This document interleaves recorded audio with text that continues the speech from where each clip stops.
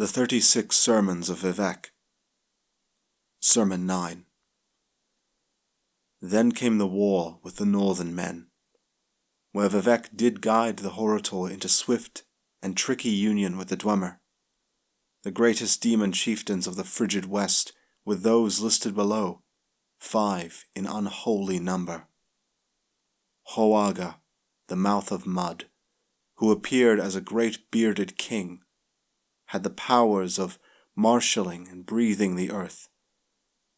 On the battlefields, his demons would often be seen on the sidelines, eating the soil voraciously.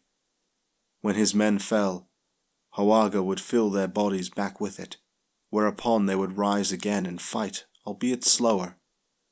He had a secret name, Fenya, and destroyed 17 Chimeri villages and 2 Dwemeri strongholds before being turned away.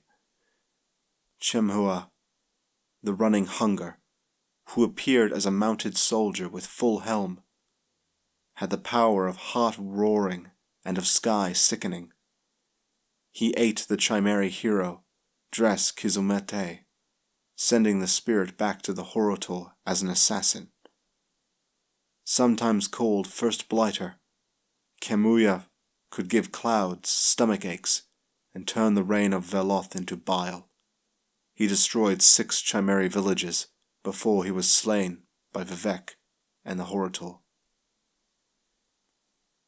Bag, the two-tongued, who appeared as a great bearded king, had the powers of surety and form change. His raiders were small in number, but run amok in the western hinterlands, killing many Velothi trappers and scouts. He fell in a great debate with Vivec, for the warrior poet alone could understand the northern men's two-layered speech, though Alm-Sevi had to remain invisible during the argument. Barfolk, maid of plains, who appeared as a winged woman with lick-encrusted spear, had the powers of event denouement. Battle fraught against her would always end in victory for Barfolk, because she could shape outcomes by singing. 4 Chimeri villages and 2 more Dwemeri strongholds were destroyed by her decision enforcement. Vivec had to stuff her mouth with his milk finger to keep her from singing Veloth into ruin.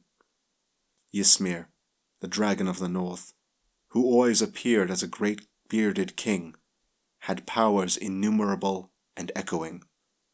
He was grim and dark, and the most silent of the invading chieftains, though, when he spoke, villages were uplifted and thrown into the sea. The Horator fought him unarmed, grabbing the dragon's roar by hand until Ysmir's power throat bled. These roars were given to Vivec to bind into an ebony listening frame, which the warrior poet placed on Ysmir's face and ears to drive him mad and drive him away. The coming forth and driving away, bringing all things around. What I shall say next is unpleasant to record. Hermamora Altaldun, Altadun. The ending of the words is Alm-Sevi.